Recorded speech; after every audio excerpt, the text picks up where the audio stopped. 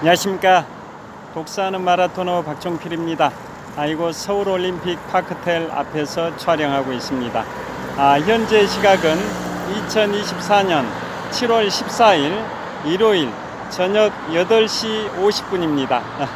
자, 오늘은 프랑스 대혁명 발발 235주년 기념일입니다. 자, 프랑스의 3대 국경일 중에 최고의 국경일인 프랑스 대혁명 발발 235주년 기념일입니다. 자, 그래서 제가 지금부터 4년 3개월 전인 2020년 4월 1일에 출간했던 인문학 서적 세 번째 작품인 프랑스 대혁명과 나폴레옹, 부제목 불세출의 영웅 나폴레옹의 삶과 전쟁에 소개했던 그 내용들을 오늘 말씀드리도록 하겠습니다. 자, 이곳 서울올림픽 파크텔에서 힘차게 출발하겠습니다. 출발! 자, 이제 이곳 서울올림픽 파크텔에서 올림픽공원의 정문 평화의 문을 경유해서 오늘 2024 롯데 아쿠아 슬론 대회가 열렸던 잠실 석촌호수 동호 방향으로 이동하면서 촬영하도록 하겠습니다. 자, 제33회 파리 올림픽이 이제 12일 앞으로 다가왔습니다. 그래서 제가 최근에 프랑스에 관하여 유튜브 영상을 많이 촬영을 하고 있습니다. 자, 오늘 소개해드릴 프랑스 대혁명과 나폴레옹. 자, 오늘이 프랑스의 3대 국경일 중에 하나인 프랑스 대혁명 발발 235주년입니다. 자, 프랑스의 3대 국경일은 1789년 7월 14일 프랑스 민중들이 바스티유 감옥을 습격해서 프랑스 대혁명이 발발이 됐습니다. 그래서 오늘이 프랑스 대혁명 발발 235주년입니다. 그 다음 또 하나의 프랑스의 국경일이 1945년 5월 8일 제2차 세계대전 승전 기념일이고요. 마지막으로 또 하나의 국경일이 1918년 11월 11일 제1차 세계대전 승전 기념일입니다. 자, 이상 세 가지가 프랑스의 3대 국경일인데요. 그 중에서도 가장 프랑스인들에게 자부심에 넘치는 중요한 국경일이 인류 역사상 성공한 최초의 시민혁명인 자유평등 다계를 기치로 한 프랑스 대혁명 기념일입니다.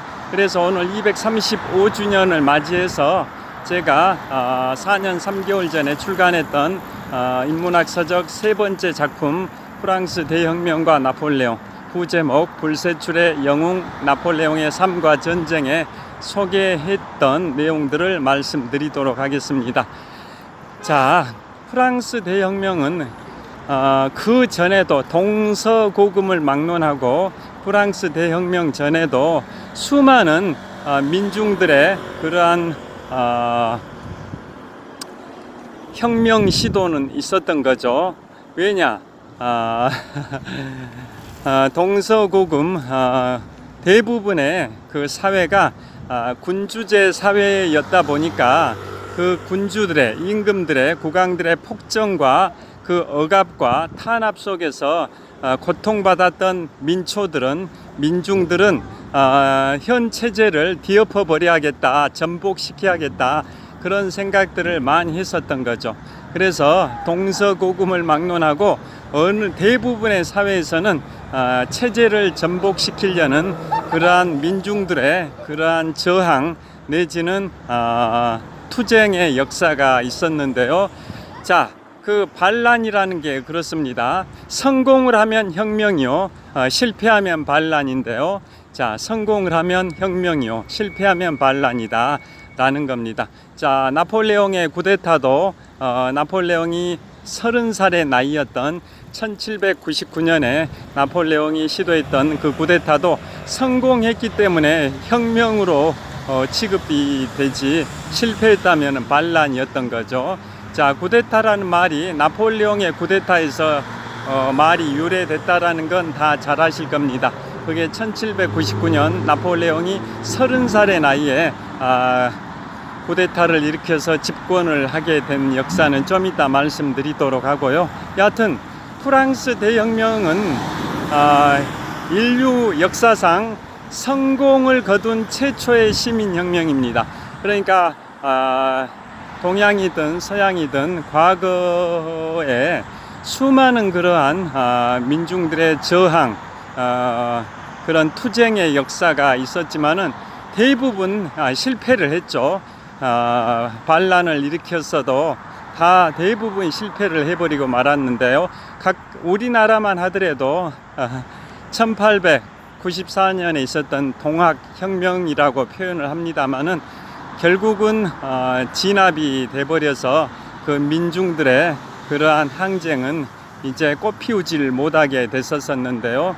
뭐 대부분의 나라들이 그 민중들의 저항, 반란은 다 진압이 돼버리는 그러한 역사였지만, 그에 반해서 오늘 말씀드릴 프랑스 대혁명은 인류 역사상 성공을 거둔 최초의 시민혁명이기 때문에 더 값진 거고요. 그런데 프랑스 대혁명이 그냥 하루아침에 이루어진 게 당연히 아니죠. 그게 민중들의 그러한 혁명이 이루어질 수밖에 없었던 그 당시의 시대 상황을 말씀드리도록 하겠습니다. 이제 올림픽공원의 정문 거의 다 도착을 했습니다. 평화의 문을 보여드리도록 하겠습니다. 자, 올림픽공원의 정문 역할을 하는 평화의 문 광장에 우뚝 세워져 있는 평화의 문을 좀 달려가서 보여드리도록 하겠습니다. 신호가 바뀌기 때문에 저기 신호 대기하면서 보여드리도록 하겠습니다. 자,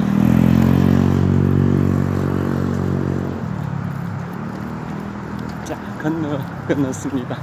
자, 제가 올림픽공원의 정문 평화의 문입니다. 자, 올림픽공원의 정문 역할을 하는 평화의 문을 보여드리도록 하겠습니다. 자, 정말 조명이 멋집니다. 이곳은 올림픽공원의 정문 평화의 문입니다. 자, 신호를 건너도록 하겠습니다.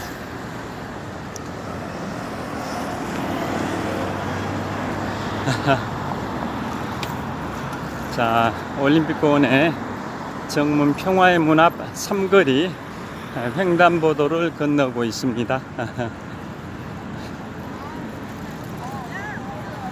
자, 횡단보도 건넌 다음에 계속 말씀을 이어가도록 하겠습니다.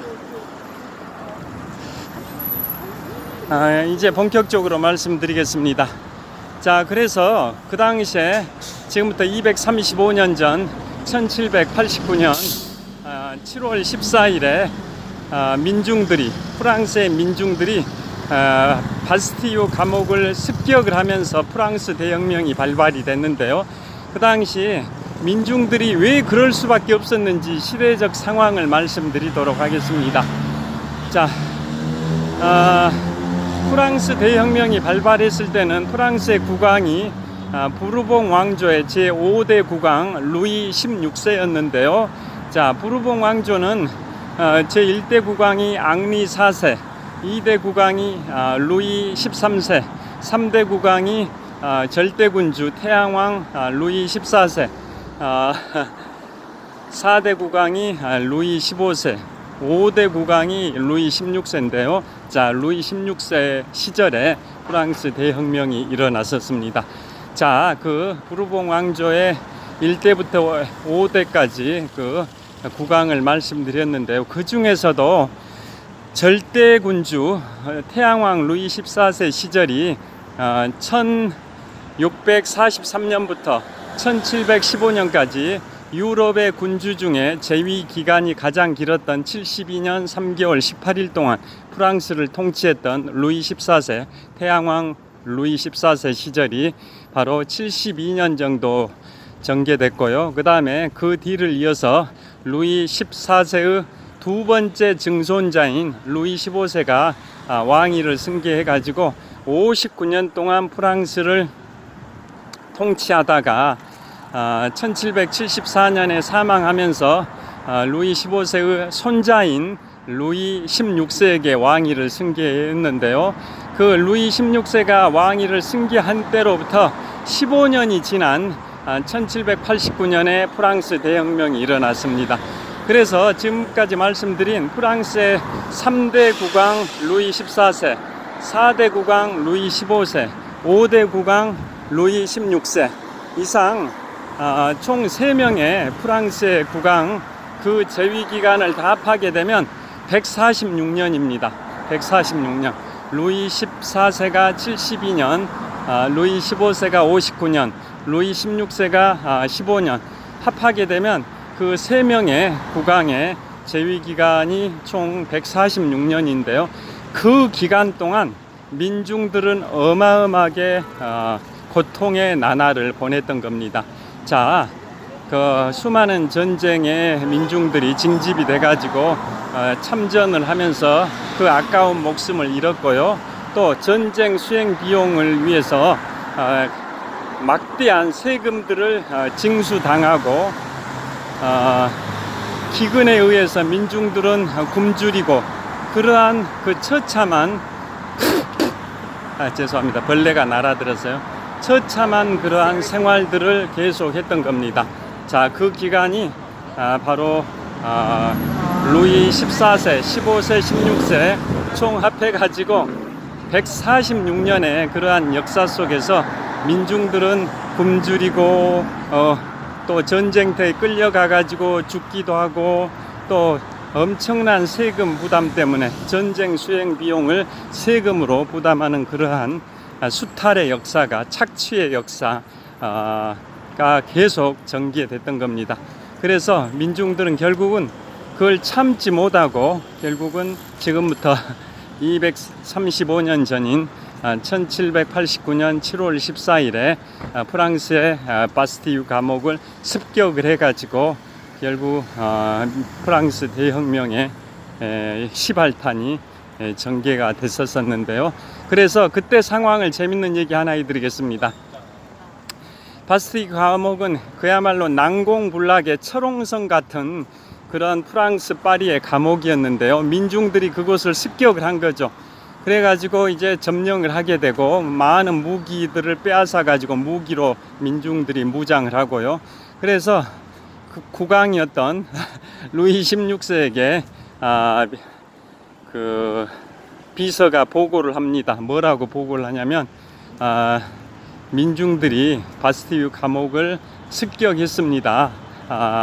각종 무기들을 탈취하고 완전히 무장을 했습니다. 라고 하니까 루이 16세가 뭐라고 질문을 했을 것 같습니까?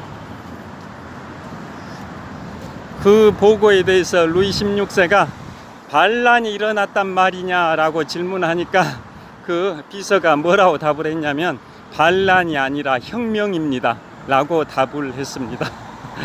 루이 16세는 수많은 반란들이 동서고금을 막론하고 수많은 반란들이 있었기 때문에 이번에도 바스티유 감옥 습격이라는 반란이 일어났단 말이냐라고 질문을 던졌는데 그거에 대해서 비서가 답을 하기를 반란이 아니라 혁명이 일어났습니다 라고 답을 했습니다. 자, 그게 인류 역사상 성공을 거둔 최초의 시민혁명 프랑스 대혁명입니다. 그게 바로 지금부터 235년 전 1789년 7월 14일 프랑스 민중들에 의한 바스티유 감옥 습격입니다. 자, 이제 송파구청 앞 사거리 횡단보도를 건너고 있습니다. 자, 롯데월드타워로 방향을 좀 바꿔보겠습니다.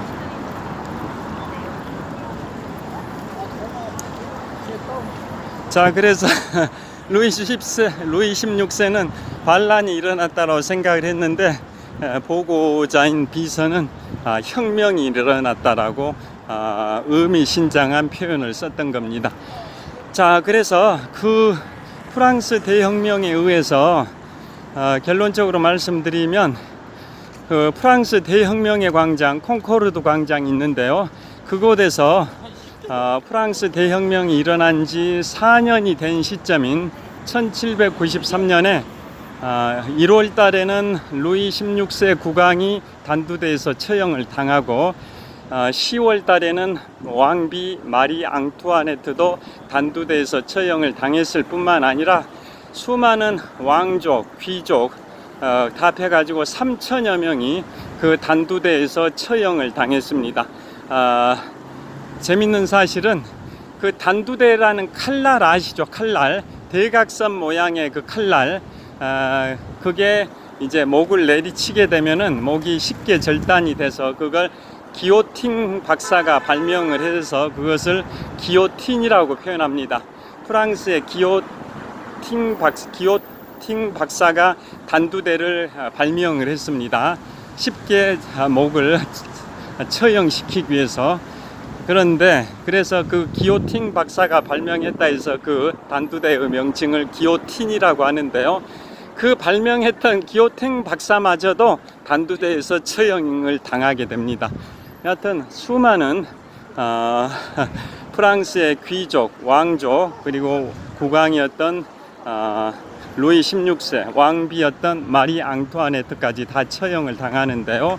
그 당시에 왕비 마리 앙투아네트는 37살의 나이에, 국왕이었던 루이 16세는 39살의 나이에 단두대에서 처형을 당합니다.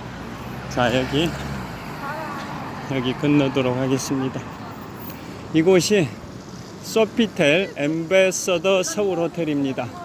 자, 이곳이 한번 보여드리도록 하겠습니다. 자, 소피텔 엠베서더 서울 호텔인데요. 롯데월드 타워 바로 동쪽 구역에 있습니다. 롯데월드 타워 바로 동쪽 구역에 소피텔 엠베서더 서울 호텔, 프랑스 계열인데요. 하룻밤 숙박료가 약 45만 원 정도 됩니다. 자, 여하튼 그 단두대에서 3천여 명의 귀족, 왕족, 또 국왕, 왕비까지 다 몰살을 당하게 됩니다. 그래서 유럽의 주변 국가들은, 유럽의 열강들은 공포심을 느끼는 거죠. 왜냐?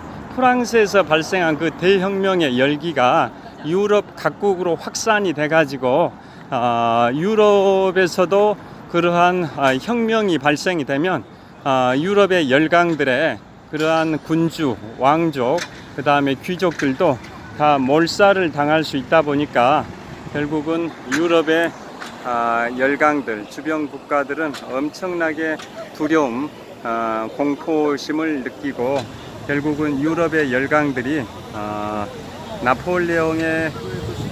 프랑스의 나폴레옹에게 대항하기 위해서 동맹을 맺게 되죠. 그게 이른바 대프랑스 동맹인데요. 자, 그 프랑스의 나폴레옹이 주도하는 그러한 프랑스 대혁명군의 그러한 열기가 유럽 각국으로 전파돼 가지고 유럽의 각국들, 유럽 열강들에서도 혁명이 발생하게 되면 유럽 각국의 왕족, 귀족, 국왕, 왕비들도 다 몰살을 당할 수도 있겠다. 프랑스처럼 돼버릴 수도 있겠다라는 그 위기의식을 갖게 돼서 결국은 프랑스의 나폴레옹군에 대항하기 위해서 유럽의 열강들이 동맹을 맺은 게 이른바 대프랑스 동맹이고, 그 과정에서 나폴레옹은 그 유럽 열강들을 상대로 수많은 전투를 치르게 되는데요. 자, 그래서 그 프랑스 대혁명이 일어나고 초기에는 이제 왕정이 무너지고 군주정이 무너지고 이제 공화정이 오는데요. 그 공화정의 초기는 이제 총재 정부고 또 후기에는 통령 정부가 되고, 지금으로 치면 대통령 비슷한 거죠. 왕정이 무너지고 루이 16세가 처형되면서 왕정이 무너지고, 그 다음에 그 초기에는 왕정이 무너진 다음에 초기에는 이제 총재 정부가 들어서고 후기에는 통령 정부가 들어서는데요. 그 이후에는 또 1804년 12월 2일에 나폴레옹 스스로가 황제의 자리에까지 오르게 돼버리죠. 자, 그 과정을 좀 이제 재밌는 일화를 소개를 해 드리도록 하겠습니다. 자, 이곳 잠실 석촌호수 동호 북쪽 조깅로에 도착을 했습니다. 이곳에서 오늘 2024 롯데 아쿠아슬론 대회가 열렸습니다. 수영과 달리기를 결합했다 해서 아쿠아슬론 대회라고 했는데요. 이곳 잠실 석촌호수 동호에서 1.5km 수영을 한 다음에 바로 동호 북쪽변에 있는 롯데월드타워 123층 555m 높이 롯데월드타워 계단 총 3,000개 정도의 계단을 오르는 그러한 달리기 대회가 있었던 겁니다. 자, 이곳 노천 카페의 풍경도 보여드리도록 하겠습니다. 자, 노천 카페의 풍경을 보여드리겠습니다. 이건 잠실 석촌호수 동호의 북쪽 조깅로입니다. 자, 이쪽으로 이동해서 계속 말씀을 이어가도록 하겠습니다. 자, 이곳은 잠실 석촌호수 동호 북쪽 조깅로입니다. 동호 이쪽으로 와서 이쪽에서 촬영을 이어가겠습니다. 자, 이곳은 잠실 석촌호수 동호 북쪽 조깅로이고요. 자, 동호 북쪽변에 롯데월드타워가 있습니다. 123층 555m 높이 기준 세계 5위 규모 OECD 국가 38개 회원국 중에서는 가장 높은 빌딩 롯데월드타워가 잠실 석촌호수 동호 북쪽변에 위치하고 있습니다. 다시 한번 보여드리겠습니다. 롯데월드타워입니다. 대한민국 랜드마크 롯데월드타워의 위용이 느껴지실 겁니다. 자, 석촌호수 동호 북쪽 조깅로 달리기 하는 분들, 산책하는 분들 많이 보입니다. 노천 카페에서 여유롭게 담소를 나누시는 시민분들도 보이고요. 자, 이번에는 달리기 하는 분들이 많이 보이죠. 제가 이곳에서 2002년 3월 1일부터 오늘 2024년 7월 14일까지 무려 22년 4개월 보름 동안 마라톤 훈련을 하고 있는 공간이 지금 보여드리고 있는 잠실 석촌호수 조깅로고요. 자, 제가 22년 4개월 보름 동안 자, 그 다음에 동호의 풍경을 보여드리겠습니다. 제가 잠실 석촌호수에서 22년 4개월 보름 동안 42.19km를 100일에 달리는 그러한 훈련장입니다. 이곳이. 자, 잠실 석촌호수 동호의 풍경입니다. 그리고 저기 불빛 조명 있는 곳이 동호와 서호를 연결하는 굴다리고요. 굴다리 너머로 석촌호수 서호가 있습니다. 이곳은 동호입니다. 그래서 자, 지금부터 촬영하겠습니다. 그래서 오늘 현재 시각은 2024년 7월 14일 일요일 저녁 9시 11분입니다. 지금까지 서울올림픽 파크텔에서 이곳 잠실 석촌호수 동호까지 21분 정도 걸어오면서 촬영했는데요. 이곳에서 나머지 한 30분 정도 더 촬영하도록 하겠습니다. 자, 이곳 잠실 석촌호수 동호 북쪽 조깅로 수변 데크에 서서 촬영하니까 강바람이 호수 바람이 좀 불고 있습니다. 강바람이 아니라 석촌호수 바람이. 자, 이렇게 달리기 하는 분들 정말 많습니다. 자, 오늘은 이곳 잠실 석촌호수에서 2024 롯데 아쿠아슬론 대회가 열렸는데요. 이곳 제가 지금 보여드리고 있는 동호에서 1.5km 수영을 하고 바로 동호 북쪽변에 있는 롯데월드타워 123층 계단이 약 2,900여 개 계단이니까 대략 3,000개 정도 계단인데요. 그 계단 3,000개 정도를 오르는 그 대회였습니다. 그래서 그 대회의 캐치프레이즈가 레이크 스윙 스카이런입니다. 석촌호수 동호에서 1.5km 수영을 한다 해서 레이크 스임이라고 롯데월드타워 123층 3,000개 정도 계단을 오른다 해서 스카이런이라고 합니다. 자, 그래서 오늘 레이크 스임 스카이런 2024 롯데 아쿠아슬론 대회가 이곳에서 열렸다고 방금 YTN 뉴스에도 소개가 됐습니다. 자, 계속 원점으로 돌아와서 말씀을 이어가겠습니다.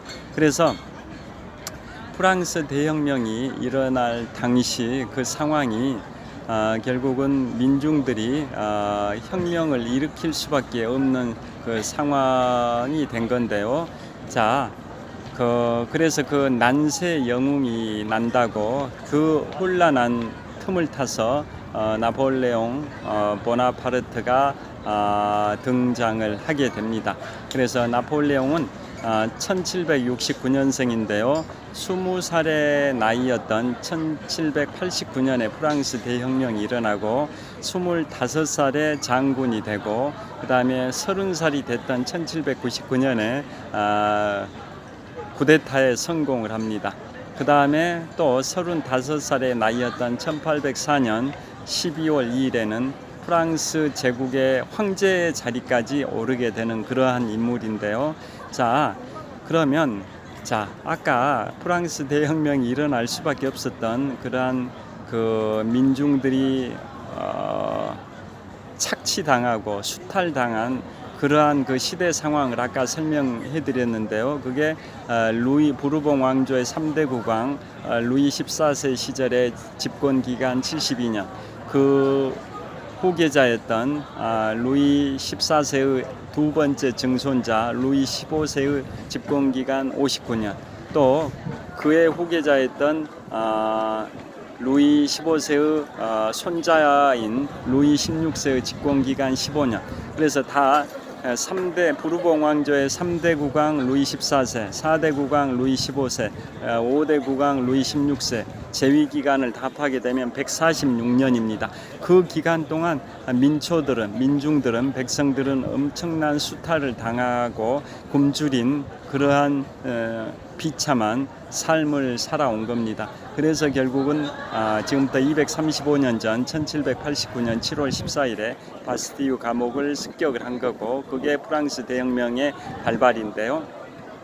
그 시대 상황하고 이 동양사로 와가지고 중국의 청나라의 강건성세 134년의 역사와는 굉장히 대조를 이룹니다. 자, 그 당시에 그 프랑스에서 루이 14세, 15세, 16세 시절 146년의 재위 기간과 비슷한 시기에 동양에서는 청나라의 강건성세 134년의 기간이 있습니다.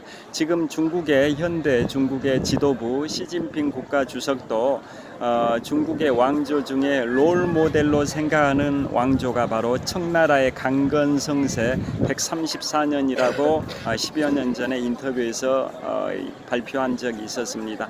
자, 청나라의 황금기 전성기였던 강건성세 134년의 기간과 프랑스의 루이 14, 15, 16세 재위기간 146년은 굉장히 대조를 이루기 때문에 이 시점에서 소개를 해드리는데요.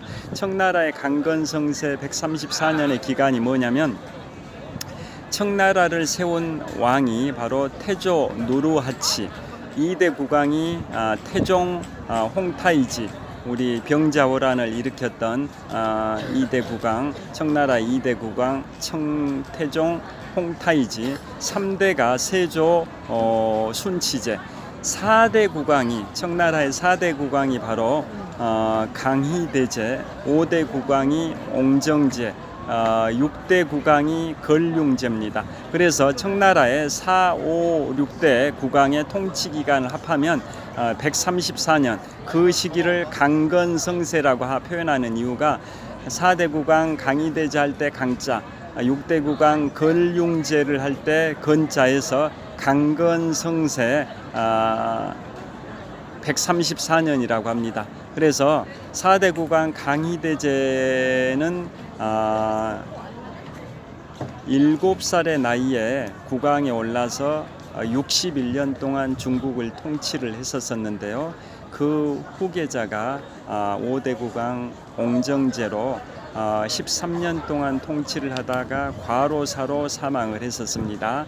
그 다음에 그의 아들이 6대 국왕 걸륭제인데요. 걸륭제는 할아버지 강희대제보다 더 오랫동안 제위 왕에 있으면 할아버지에 대한 결례라고 생각을 해가지고 60년만 통치를 하고 그 이후로는 상왕의 자리에 물러나서 3년 더 했었습니다.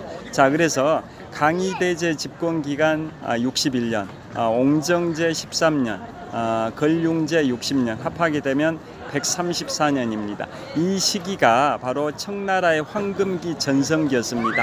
이 시기는 정말 그 청나라의 백성들이 태평생 성대를 누렸던 그런 시기였습니다. 동양사의 그 시기, 강희대제는 1661년에 즉위를 해서 1722년까지 61년 308일 동안 재위를 했고요.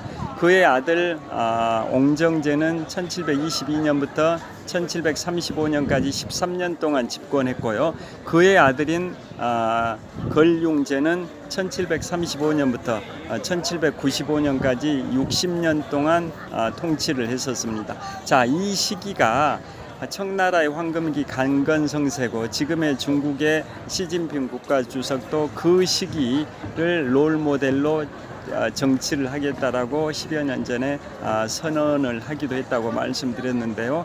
자, 이 청나라의 황금기 강건성세 그 시기와 자, 이쪽으로 좀 옮겨 보겠습니다. 자, 그 시기와 오늘 소개해드리는 프랑스의 부르봉 왕조의 3, 4, 5대 국왕이었던 루이 14, 15, 16세 시기에 146년의 그 통치 기간은 왜 대조를 이루냐면 청나라의 강건성세 시기에는 정말 백성들이 태평성대를 누렸던 반면에 프랑스의 그 시기에는 엄청난 수탈과 고난과 폭정 속에서 백성들이 살았던 그러한 역사가 있었던 겁니다. 그래서 결국은 프랑스는 혁명을 일으킬 수밖에 없었던 거고요. 그래서 결국은 이제 성공을 하게 됩니다. 그래서 프랑스 대혁명이 1789년에 일어나고 그로부터 약 4년이 지난 1793년 1월 달에는 폐위됐던 루이 16세가 단두대에서 처형당하고 39살의 나이로 처형당합니다.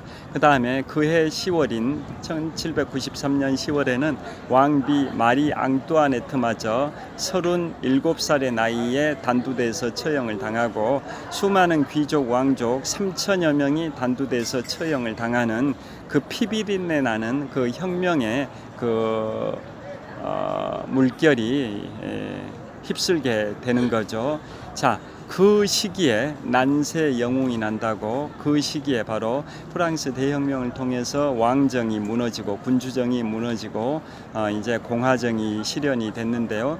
공화정과 군주정의 차이는 다 잘 아시지 않습니까? 군주정은 국가의 지도자를 세습을 통해서 승계를 하는 것이 군주정인 반면에 공화정이라는 것은 국가의 지도자를 선거를 통해서 지도자를 선출하는 게 공화정인데요. 요즘은 이제 국민들이 직접 대통령을 선거하는 직선제가 대부분의 국가의 정치 체제인데요. 그 당시에 공화정은 국민이 직접 선출했다기보다는 그 주요 고위직 그 상류 사회에서 상류층에서 소수의 인물들이 국가의 지도자를 선출하는 공화정 방식이었기 때문에 좀 그 반쪽짜리 공화정에 불과하긴 했었죠. 여하튼 프랑스 대혁명의 결과 군주정, 왕정이 무너지고 공화정이 실현이 됐는데요.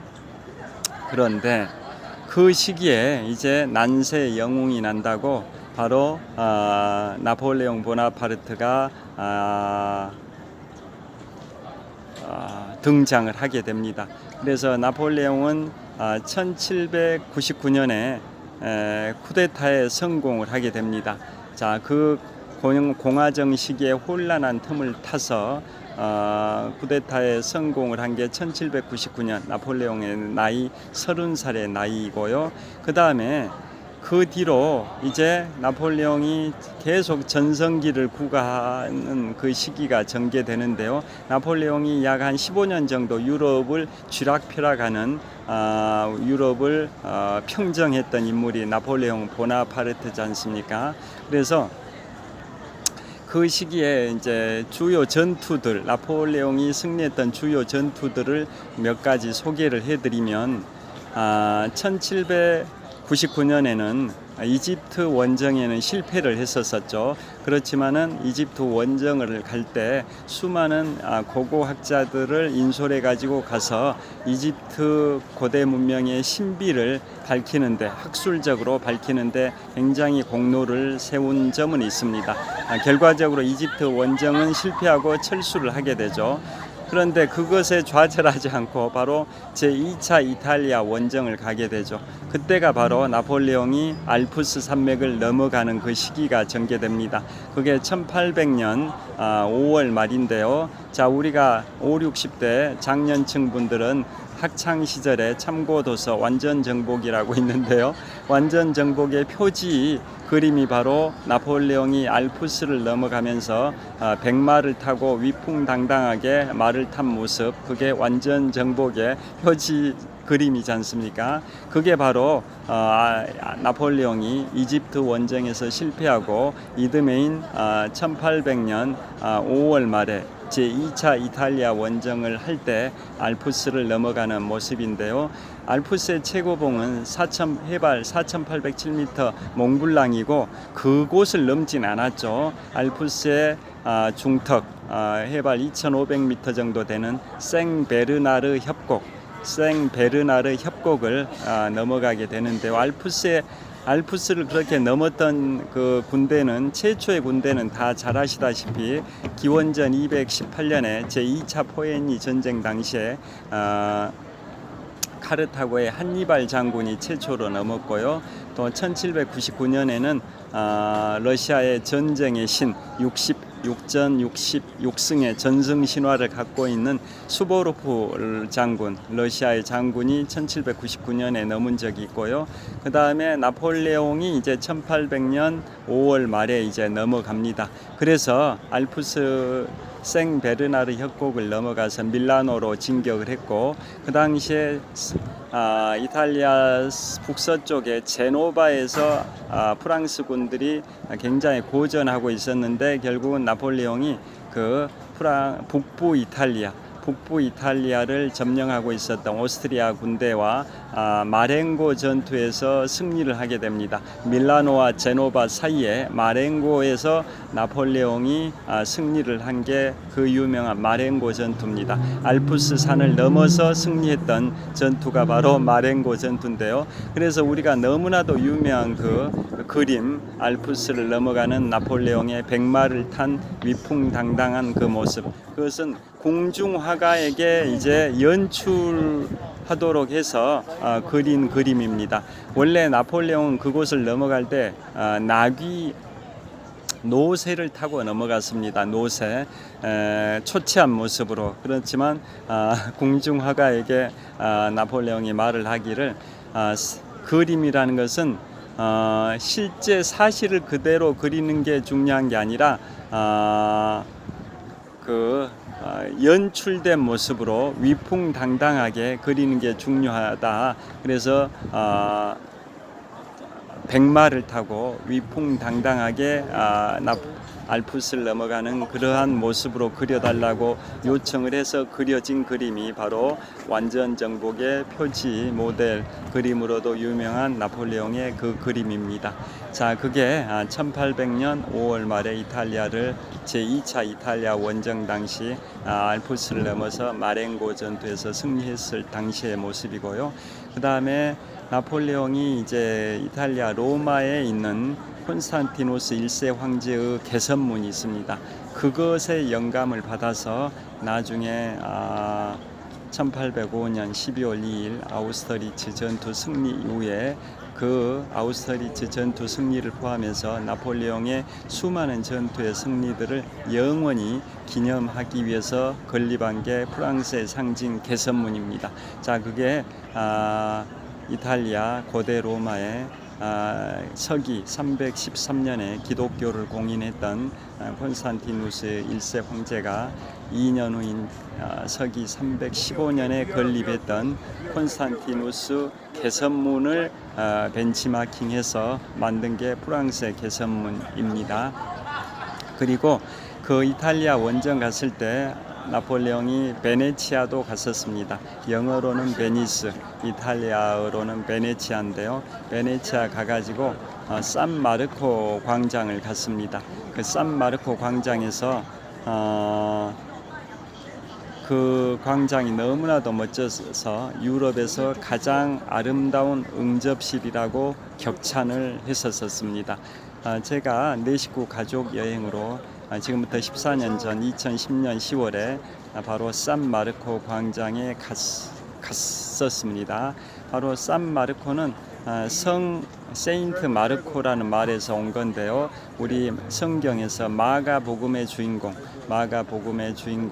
그 세인트 마르코의 유해를 이집트 알렉산드리아에서 그곳 베네치아로 옮겨서 그곳에 그 묘를 만들고 그 위에 세운 성당이 바로 산마르코 성당이고 그 앞이 바로 산마르코 광장입니다. 누가복음의 주인공 세인트 마르코라고 보시면 됩니다. 자, 그곳이 유럽에서 가장 아름다운 응접실이라고 나폴레옹이 격찬을 했었습니다.